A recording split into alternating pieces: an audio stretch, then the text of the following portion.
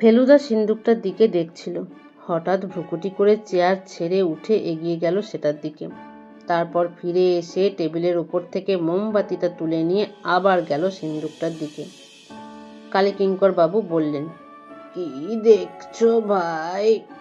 তোমার ডিটেকটিভের চোখে কিছু ধরা পড়লো নাকি?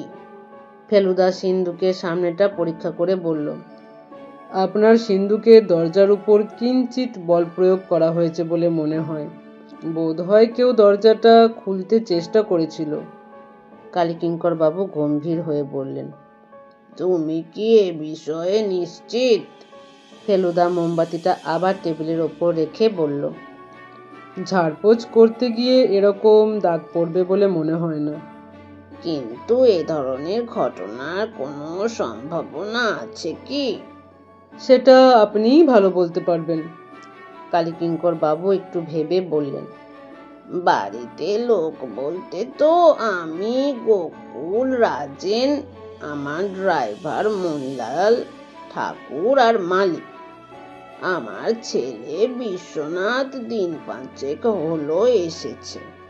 ও থাকে কলকাতায়, ব্যবসা করে। আমার সঙ্গে যোগাযোগ বিশেষ নেই। এবার এসেছে ওই যা বললাম, আমার অসুখের খবর পেয়ে। গত সোমবার সকালে আমার বাগানের বেঞ্চিটায় বসেছিলাম।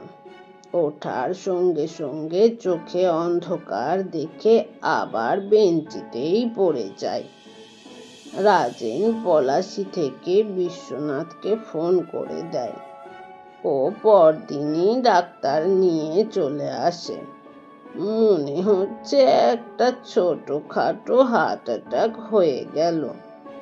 যাই হোক, আমার এমনিতেও আর বেশি দিন নেই, সেটা আমি জানি। এই শেষ কটা দিন কি সংশয়ের মধ্যে কাটাতে হবে? আমার ঘরে ঢুকে ডাকাত আমার সিন্দুক ভাঙবে? ফেলুদা কালীকিঙ্কর বাবুকে আশ্বাস দিল, আমার সন্দেহ নির্ভুল নাও হতে পারে। হয়তো সিন্দুকটা যখন প্রথম বসানো হয়েছিল তখন ঘষাটা লেগেছিল। দাগগুলো টাটকা না পুরনো সেটাই মোমবাতির আলোতে বোঝা যাচ্ছে না।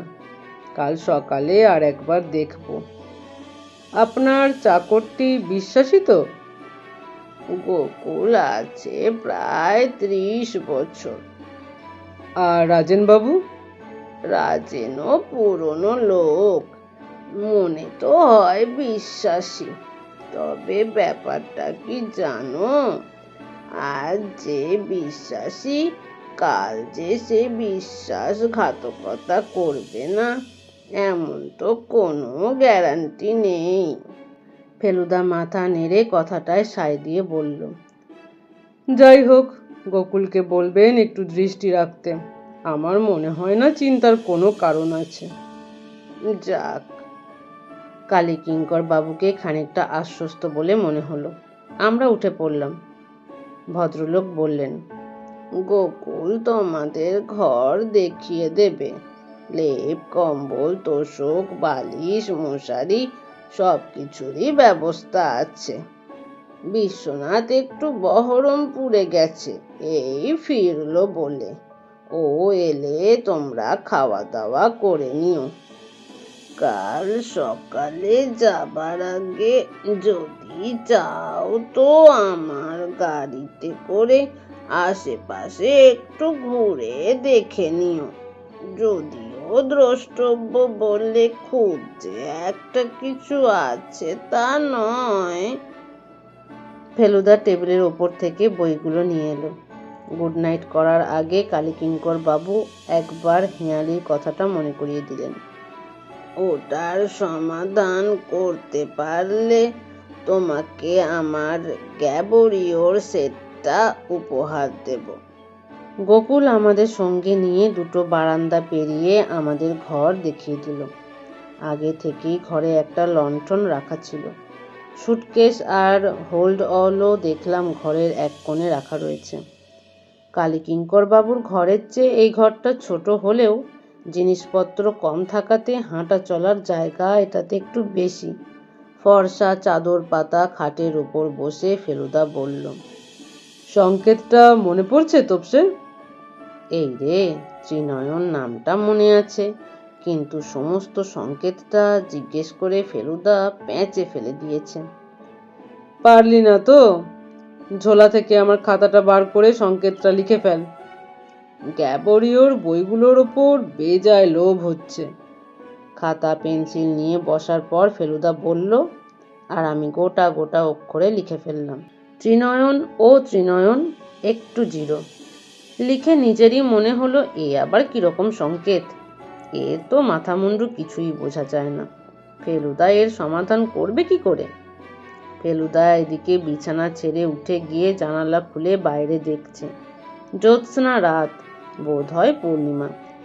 আমি ফেলুদার পাশে গিয়ে দাঁড়ালাম। এটা বাড়ির পিছন দিক। ফেলুদা বলল, একটা পুকুর টুকুর গোছের কিছু আছে বলে মনে হচ্ছে ডান দিকটায়। ঘন গাছপালার ফাঁক দিয়ে দূরে জল চিকচিক করছে, সেটা আমিও দেখেছি। এক টানা ঝিঁঝি ডেকে চলেছে, তার সঙ্গে এই মাত্র যোগ হলো শেয়ালের ডাক। আমার মনে হলো এত নির্জন জায়গায় এর আগে কখনো আসিনি। জানালা দিয়ে ঠান্ডা হাওয়া আসছিল। ফেলুদা পাল্লা দুটো বন্ধ করতেই একটা মোটরের আওয়াজ পেলাম। এটা অন্য গাড়ি, সেই বিশাল প্রাচীন আমেরিকান গাড়ি নয়। বিশ্বনাথ মজুমদার এলেন বলে মনে হচ্ছে, ফেলুদা মন্তব্য করল। তার মানে এবার খেতে ডাকবে।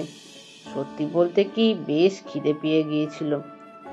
একটায় ট্রেন ধরবো বলে সকালে খেয়ে বেরিয়েছি। পথে রানাঘাট স্টেশনে অবশ্যই মিষ্টি আর চা খেয়ে নিয়েছিলাম। হয়তো এমনিতে খিদে পেত না, কারণ ঘড়িতে বলছে সবে মাত্র 8টা বেজেছে। কিন্তু এখানে তো আর কিছু করার নেই, এমনকি লণ্ঠনের আলোতেও বই পড়া যাবে না। তাই মনে হচ্ছিল খেয়ে দিয়ে কম্বলের তলায় ঢুকতে পারলে মন্দ হয় না। এতক্ষণ খেয়াল করিনি। এবার দেখলাম আমাদের ঘরের দেয়ালে একটা ছবি রয়েছে, আর ফেলুদা সেটার দিকে চেয়ে আছে। ফটো নয়, আঁকা ছবি, বেশ বড়। সেটা যে কালীকিঙ্কর বাবুর পূর্বপুরুষের ছবি তাতে কোনো সন্দেহ নেই। খালি গায়ে বসে আছেন বাবু চেয়ারের ওপরে। পাকানো গোঁফ, কাঁধ অবধি লম্বা চুল, টানা টানা চোখ আর বিরাট চওড়া কাঁধ। মুগুর ভাঁজা কুস্তি করা শরীর। ফিস ফিস করে বলল ফেলুদা, মনে হচ্ছে ইনি সেই প্রথম ডাকাত জমিদার। বাইরে পায়ের শব্দ। আমরা দুজনেই দরজার দিকে চাইলাম। গোকুল বাইরে একটা লণ্ঠন রেখে গিয়েছিল। তার আলোটা ঢেকে প্রথমে একটা ছায়া ঘরের মেঝেতে পড়ল, আর তারপর একটা অচেনা মানুষ চৌকাঠের বাইরে এসে দাঁড়ালো। ইনি কি বিশ্বনাথ মজুমদার? না, হতেই পারে না। খাটো করে পরা ধুতি, গায়ে ছাই রঙের পাঞ্জাবি, ঝুঁপো গোঁফ আর চোখে পুরু চশমা। ভদ্রলোক গলা বাড়িয়ে ভুরু কুঁচকে বোধ হয় আমাদের খুঁজছেন। কিছু বলবেন রাজেনবাবু? ফেলুদা প্রশ্ন করল। ভদ্রলোক যেন এতক্ষণে আমাদের দেখতে পেলেন। এবার সর্দি বসা গলায় কথা এলো। ছোটবাবু ফিরেছেন, ভাত দিতে বলেছি, গোকুল আপনাদের খবর দেবে। রাজেনবাবু চলে গেলেন। কিসের গন্ধ বলো তো? আমি জিজ্ঞেস করলাম ফেলুদাকে। বুঝতে পারছিস না? ন্যাপথলিন। গরম পাঞ্জাবিটা সবে মাত্র বার করেছে ট্রাঙ্ক থেকে। রাজেনবাবুর পায়ের শব্দ মিলিয়ে যাবার সঙ্গে সঙ্গে আবার বুঝতে পারলাম আমরা কি আশ্চর্য থমথমে পরিবেশের মধ্যে রয়েছি। এরকম জায়গায় দিনের পর দিন মানুষ থাকে কি করে? ফেলুদা পাশে থাকলে সাহসের অভাব হবে না জানি, কিন্তু না থাকলে এই আদ্যিকালের পোড়ো জমিদার বাড়িতে 5 মিনিটও থাকার সাধ্যই হতো না আমার। কালীকিঙ্কর বাবু আবার নিজেই বললেন, এ বাড়িতে নাকি এককালে খুন হয়েছিল। কোন ঘরে কে জানে। ফেলুদা এর মধ্যে লণ্ঠন সমেত টেবিলটাকে কাছে টেনে এনে খাটে বসে খাতা খুলে সংকেত নিয়ে ভাবা শুরু করে দিয়েছে। 2-1 বার যেন ত্রিনয়ন বলে বিড়বিড় করতেও শুনলাম। আমি আর কি করি, দরজা দিয়ে বেরিয়ে বাইরের বারান্দায় গিয়ে দাঁড়ালাম। ওটা কি? বুকটা ধড়াস করে উঠল। কি জানি একটা নড়ে উঠেছে বারান্দার ওদিকটায়, যেখানে লণ্ঠনের আলো অন্ধকারে মিশে গেছে। দাঁতে দাঁত চেপে রইলাম অন্ধকারের দিকে। এবার বুঝলাম ওটা একটা বেড়াল। ঠিক সাধারণ সাদা বা কালো বেড়াল নয়, এটার গায়ে বাঘের মতো ডোরা। বেড়ালটা কিছুক্ষণ আমার দিকে এক দৃষ্টে চেয়ে থেকে একটা হাই তুলে উল্টো দিকে ঘিরে হেলতে দুলতে অন্ধকারের মধ্যে অদৃশ্য হয়ে গেল। তার কিছু পরেই শুনলাম কর্কশ গলায় টিয়ার ডাক। তারপরেই আবার সব চুপচাপ। বিশ্বনাথ বাবুর ঘরটা কোথায় কে জানে। তিনি কি দোতলায় থাকেন না একতলায়? রাজেন বাবুই বা কোথায় থাকেন? আমাদের এমন ঘর দিয়েছে কেন যেখান থেকে কারোর কোনো সাড়া শব্দ পাওয়া যায় না? আমি ঘরে ফিরে এলাম। ফেলুদা খাটের উপর পা তুলে দিয়ে খাতা হাতে নিয়ে ভাবছে। আর না পেরে বললাম, এরা এত দেরি করছে কেন বলো তো? ফেলুদা ঘড়ি দেখে বলল, তা মন্দ বলিসনি, প্রায় 15 মিনিট হয়ে গেল। বলেই আবার খাতার দিকে মন দিল। আমি ফেলুদার পাওয়া বইগুলো উল্টে পাল্টে দেখলাম। একটা বই আঙুলের ছাপ সম্বন্ধে, একটার নাম ক্রিমিনোলজি, আর একটা ক্রাইম অ্যান্ড ইটস ডিটেকশন। 4 নম্বর বইটার নামের মানেই বুঝতে পারলাম না, তবে এটায় অনেক ছবি রয়েছে। তার মধ্যে পরপর 10 পাতায় শুধু বিভিন্ন ধরনের পিস্তল আর বন্দুক। ফেলুদা রিভলভারটা সঙ্গে এনেছে কি? প্রশ্নটা মাথায় আসতেই মনে পড়ল, ফেলুদা তো গোয়েন্দাগিরি করতে আসেনি, আর সেটার কোনো প্রয়োজনও নেই। কাজেই রিভলভারেরই বা দরকার হবে কেন? বইগুলো সুটকেসে রেখে খাটে বসতে যাব, এমন সময় আচমকা অচেনা গলার আওয়াজ পেয়ে বুকটা আবার ধড়াস করে উঠল। এবারের লোকটিকে চেনায় কোনো অসুবিধা নেই। ইনি গোকুল নন, রাজেন বাবু নন, গাড়ির ড্রাইভার নন, আর রান্নার ঠাকুর তো ননই। কাজেই ইনি বিশ্বনাথ বাবু ছাড়া আর কেউ হতে পারেন না। আপনাকে অনেক দেরি করিয়ে দিলাম। ভদ্রলোক ফেলুদাকে নমস্কার করে বললেন, আমার নাম বিশ্বনাথ মজুমদার। সেটা আর বলে দিতে হয় না, বাপের সঙ্গে বেশ মিল আছে চেহারায়, বিশেষ করে চোখ আর নাকে। বয়স 40-45 হবে। মাথায় চুল এখনো সবই কাঁচা, গোঁফ দাড়ি নেই, ঠোঁট দুটো অসম্ভব রকম পাতলা। ভদ্রলোককে আমার ভালো লাগলো না। কেন ভালো লাগলো না সেটা অবশ্যই বলা মুশকিল।